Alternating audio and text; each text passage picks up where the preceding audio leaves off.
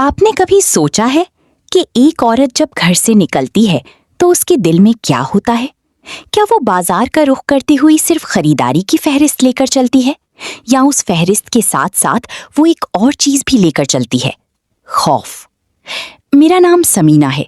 मेरी उम्र उस वक्त 27 साल थी जब ये वाकया पेश आया।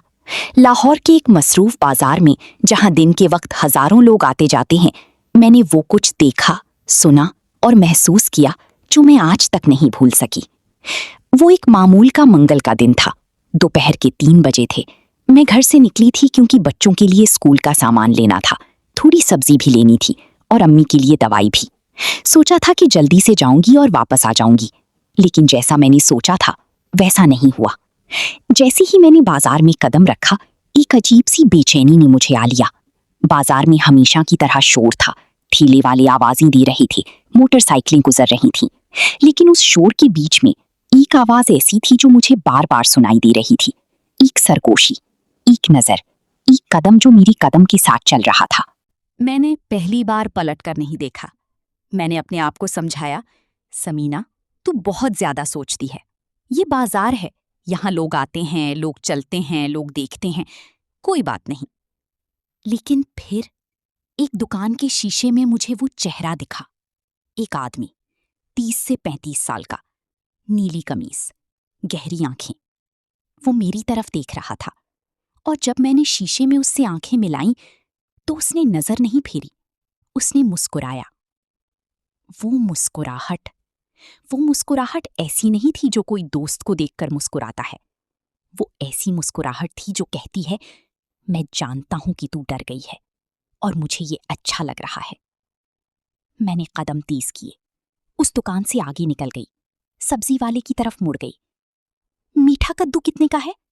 मैंने आवाज को मामूल रखने की कोशिश की, लेकिन मेरे हाथ कांप रहे थे। सब्जी वाले ने अजीब नजर से देखा। शायद उसने महसूस कर लिया था। जब मैं पैसे गिन रही थी, तब मुझे वही कदमों की आवाज फिर सुनाई दी, करीब, बहुत करीब। और इस बार एक आवाज भी आई, सरगोशी में नहीं, बल्कि आराम से, बेतकल्लुफी से। कहाँ जाना है आपको? मैं रुकी नहीं। मैंने जवाब नहीं दिया। मैंने पैसे दिए और आगे बढ़ गई, लेकिन मेरा दिल इतने जोर से धड़क रहा था कि मुझे अपनी सांस सुनाई दे रही थी। बाजार में इतने लोग थे, फिर भी मैं अकेली थी। ये बात मुझे उस वक्त समझ आई जब मैंने एक बार पलट कर देखा। वो आदमी वहां था, मेरे पीछे, हाथ जेब में, बिल्कुल मामूल की चाल से चलता हुआ, जैसे ये इत्तेफाक हो। मैंने सोचा, किसी दुकान में घुस जाती हूँ। मैं कपड़े की एक दुकान में दाखिल हो गई। दुकानदार ने मुस्कुराकर पूछा, क्या देखना है? मैंने कहा, बस 1 मिनट। मैंने बाहर झांक कर देखा। वो आदमी दुकान के सामने रुक गया था, मोबाइल हाथ में ले लिया, जैसे फोन पर हो, लेकिन उसकी आंखें मेरी तरफ थीं। दुकानदार ने कहा, बाजी कोई तकलीफ है? मैंने झट से कहा, नहीं भाई, बस यहाँ पास ही जाना था। क्या आपकी यहाँ से पिछली गली जाने का रास्ता है? वो रुका, सोचा, और फिर उसने पीछे की तरफ इशारा किया। हाँ बाजी, स्टोर रूम से होकर जा सकती हैं, पिछली गली में निकल जाएंगी। मैंने अल्लाह का शुक्र अदा किया, और बाहर का दरवाजा बंद होने से पहले उस आदमी ने दुकान में कदम रख दिया। मैं पिछली गली में निकली तो सांस ली, लेकिन ये सुकून ज्यादा देर नहीं रहा। पिछली गली तंग थी, तकरीबन खाली।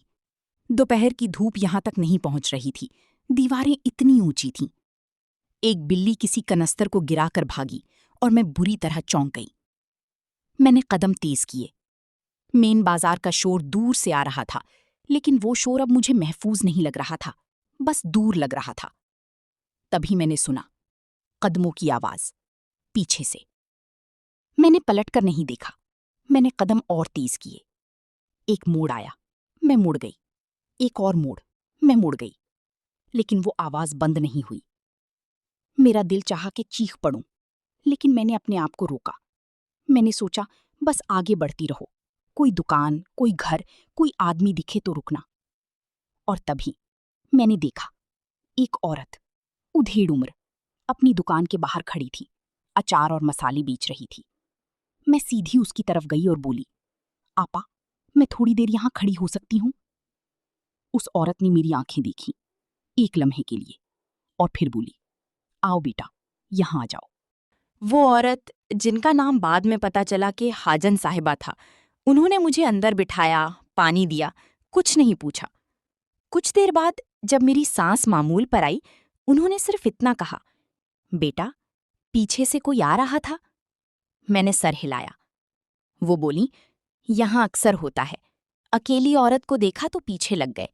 तुमने ठीक किया जो रुक गई। मैंने बाहर झांका। वो आदमी गली के मोड़ पर खड़ा था, हाथ में अब भी मोबाइल था। वो देख रहा था। हाजन साहिबा ने एक लम्हे के लिए उसे देखा और फिर उठकर अपनी दुकान के बाहर खड़ी हो गईं। कोई आवाज नहीं दी, कोई बात नहीं की, बस खड़ी हो गईं, आंखें उस आदमी पर। 30 सेकंड भी नहीं लगे, वो आदमी पलटा और चला गया। हाजन साहिबा वापस आईं, बैठ गईं और बोली, बेटा, अकेली निकलना बुरी बात नहीं, लेकिन याद रखो, कोई भी औरत खामोश रहे तो ये लोग समझते हैं कि वो डरी हुई है, और जब डर देख लें तो और करीब आ जाते हैं। तुमने भागने की कोशिश की, मैंने उन्हें आंखें दिखाईं। यही फर्क है बेटा। मैं वहां तकरीबन आधा घंटा रही। हाजन साहिबा की बेटी आई, उसने मुझे मेन सड़क तक छोड़ा। घर पहुंचकर मैंने दरवाजा बंद किया और दीवार से टेक लगाकर बैठ गई, आंखें बंद की। और तब वो सब कुछ सोचा जो मैं बाजार में सोचने से डर रही थी। वो आदमी कोई अजनबी नहीं लग रहा था, यानी वो उस बाजार का जाना पहचाना चेहरा लग रहा था। शायद वहां किसी दुकान पर आता हो, शायद वहीं के इलाके का रहने वाला हो, शायद वो ऐसा पहली बार नहीं कर रहा था। मैंने सोचा उन औरतों के बारे में जो मेरी तरह नहीं भाग पाईं, जिन्हें कोई हाजन साहिबा नहीं मिली, जो उस तंग गली के दूसरे मोड़ पर थीं, जहां अंधेरा ज्यादा था। मैंने सोचा उन लड़कियों के बारे में जिन्होंने घर आकर किसी को नहीं बताया, क्योंकि वो जानती थीं कि जवाब मिलेगा, तुम ही क्यों अकेली गई थीं? और ये सवाल मुझे सबसे ज्यादा तकलीफ देता है, क्योंकि इस सवाल में कसूरवार औरत को बताया जाता है, जबकि सवाल तो ये होना चाहिए कि वो आदमी वहां क्यों था, उसने पीछा क्यों किया, उसने मुस्कुराया क्यों। अगले दिन मैंने अपनी पड़ोसन जरीना को ये बात बताई। वो 40 साल की औरत है, 2 बच्चों की माँ, बहादुर और खरी। वो बोली, समीना, ये तेरे साथ पहली बार हुआ, मेरे साथ तो ये हर हफ्ते होता है। मैंने हैरत से पूछा, हर हफ्ते?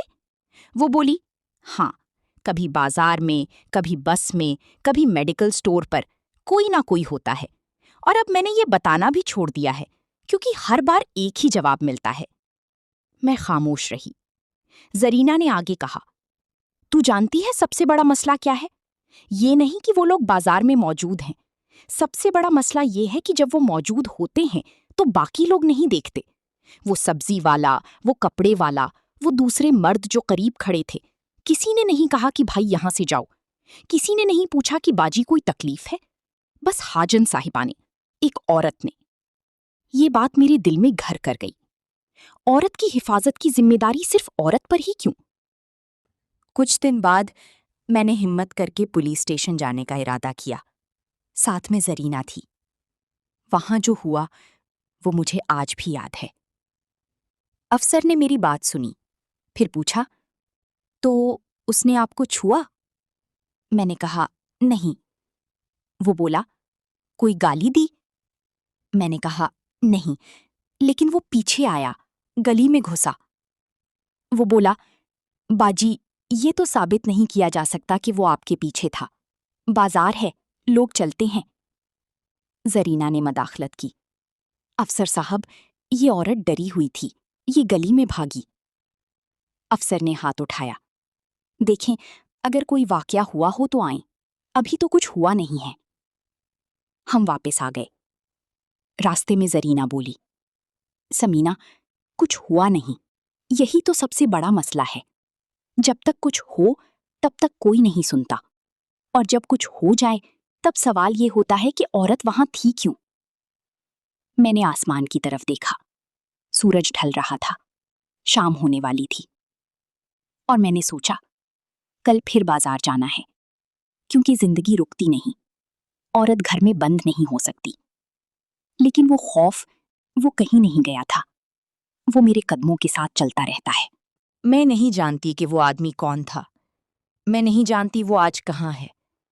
शायद आज भी उसी बाजार में है, शायद आज किसी और औरत के पीछे है। लेकिन मैं ये जानती हूं कि जब भी कोई औरत किसी बाजार में, किसी गली में, किसी बस में अकेली चलती है, तो उसके दिल में एक खौफ होता है जो हमने उसे दिया है, माशरे ने दिया है। ये खौफ सिर्फ उसका नहीं है, ये हम सबका है, क्योंकि हम सबने मिलकर एक ऐसी दुनिया बनाई है जहां औरत को हर कदम पर हिसाब देना पड़ता है और मर्द को किसी कदम का हिसाब नहीं देना पड़ता। हाजन साहिबा ने मुझे बचाया, एक औरत ने दूसरी औरत को। काश ये जिम्मेदारी सिर्फ औरतों पर ना हो। काश वो दुकानदार भी बोल पड़ता, काश वो राहगीर भी रुक जाता, काश वो सब्जी वाला भी पूछ लेता, क्या सब ठीक है? अगर आपने ये कहानी सुनी है तो बराहे करम इसे शेयर करें, क्योंकि ये सिर्फ मेरी कहानी नहीं है, ये हर उस औरत की कहानी है जो आज भी खौफ के साथ घर से निकलती है। और अगर आप मर्द हैं तो अगली बार जब बाजार में कोई औरत अकेली चल रही हो तो उसी नजर से नहीं नापें, उसी जगह दें, उसी महफूज महसूस करने दें, क्योंकि इंसानियत यही है। और खौफ खौफ कभी नॉर्मल नहीं होना चाहिए।